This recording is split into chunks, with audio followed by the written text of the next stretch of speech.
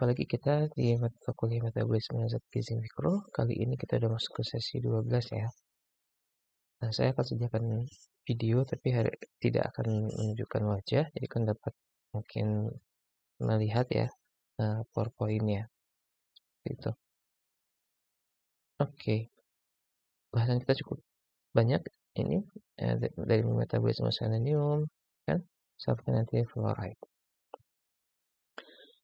Oke, jadi kita mulai dari selenium dulu. Selenium ini dapat menimbulkan efek biologisnya yang sangat banyak karena dia berkaitan dengan banyak unsur ya. Dan selenium ini juga tentu saja berkaitan dengan zat gizi yang lainnya. Beberapa literatur selenium dengan vitamin A seperti itu ya, untuk kesuburan semacam itu. Itu banyak sekali ininya konstituennya ya kan, ada sekitar 25 macam selenoprotein dalam tubuh manusia.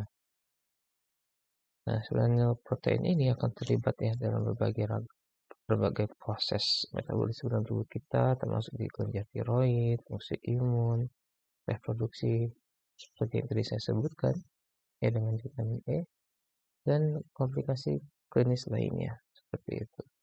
Tentu saja ya, dia banyak sekali implikasinya karena dia bagian dari selenoprotein seperti itu. Protein sendiri banyak sekali fungsinya gitu ya, kita nggak bisa melepaskan dia fungsinya hanya untuk misalkan imunitas, itu nggak bisa seperti itu karena sangat kompleks sekali seperti itu metabolismenya. Oke, nah kita masuk ke slide selanjutnya. Jadi asal selenoamino ya.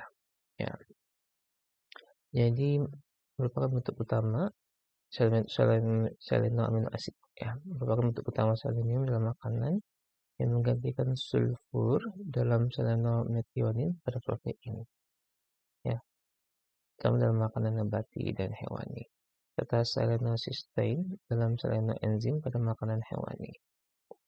Bentuk anorganik selenium seperti selenit dan dikaselenat itu digunakan dalam diet eksperimen sebagai suplemen. Artinya kalau ada penelitian, mereka akan menggunakan penelitian pada tikus ya, mereka menggunakan bentuk anorganik dari selenium itu. Nah, karena bentuk organik yang digunakan, makanya kita juga perlu menginterpretasikan hasil penelitian itu dengan melihat dari bentuk yang dipakai dalam penelitian tersebut. Ya kan?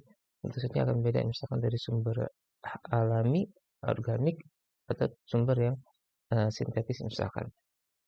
Itu misalkan dilakukan pada tikus seperti itu efeknya seperti apa ya. Jadi misalkan efeknya positif untuk imunitas, tapi itu terjadi pada sumber anorganik, sumber yang sintetis. Kenapa ya orang menggunakan sumber yang sintetis? Ada yang tahu?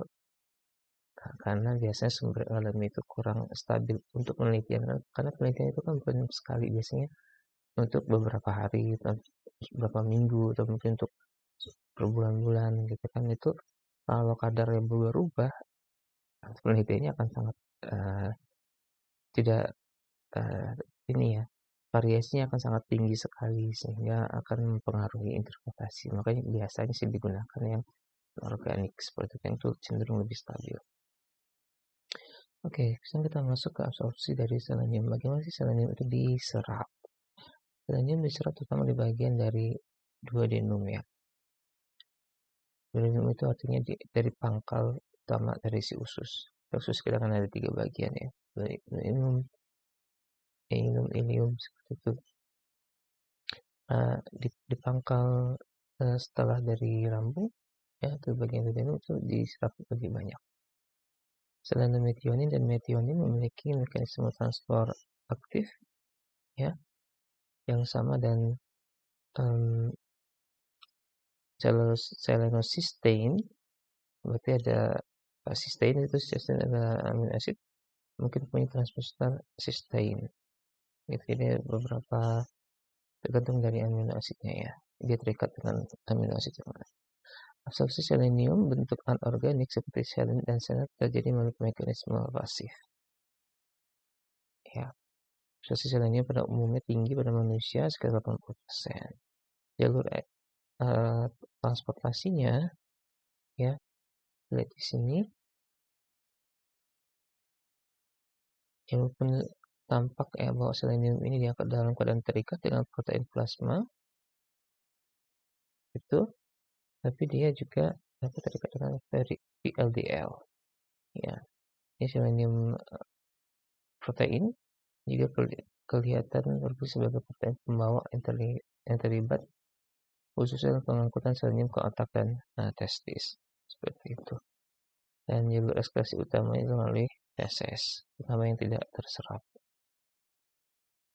Efisiensi tentu saja berkaitan dengan rendahnya imunitas, ya seperti itu.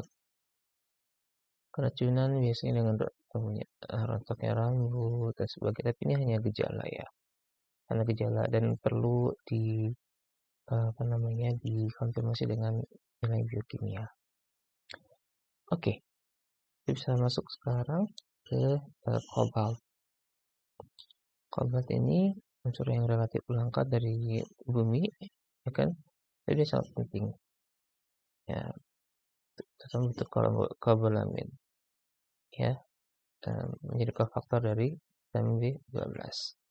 Di tubuh manusia terdapat sekitar 1 mg kobalt. Ya, 85%-nya dalam bentuk vitamin B12.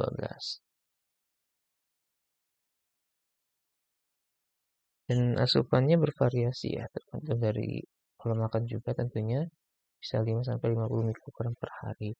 Dan sebagian besar kobalt dicerna oleh manusia bentuk anorganik. Makanan sumber kobalt ini dia dapat dilihat pada gambar di sini ya, ini cenderung banyak pada hewani seperti itu, dan tentunya daging ya. Penyerapannya dalam tubuh berhasil dengan karbon sebagai gugus metil dan membentuk metilkobalamin atau dengan karbon 5-deoksydinosin membentuk 5-deoksidinosilkobalamin baru dapat diserap. Nah, untuk penyimpanan sendiri, kobalt tersedia dalam konsentrasi yang sangat rendah dalam cairan tubuh dan jaringan. Ya, itu sekitar kandungan totalnya kurang dari 1,5 mg. Nah, ekskresinya sebanyak 80% ekskresi kobalt dilakukan melalui urin dan selebihnya melalui feses dan keringat. Fungsi kobalt ya tentu saja menjadi bagian dari struktur vitamin B12 ya, dan katalisator dalam tahapan pembentukan eritrosit. Kelebihan tentu saja ya, apalagi mineral ya, mineral vitamin itu punya batasnya. Kalau kelebihan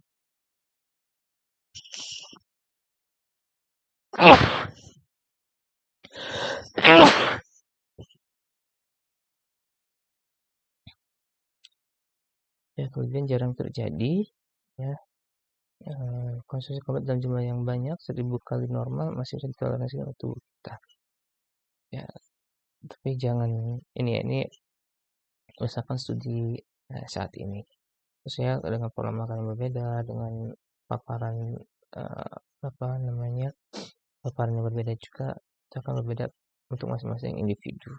Oke, bagian nanti akan disambung pada video selanjutnya. Oke.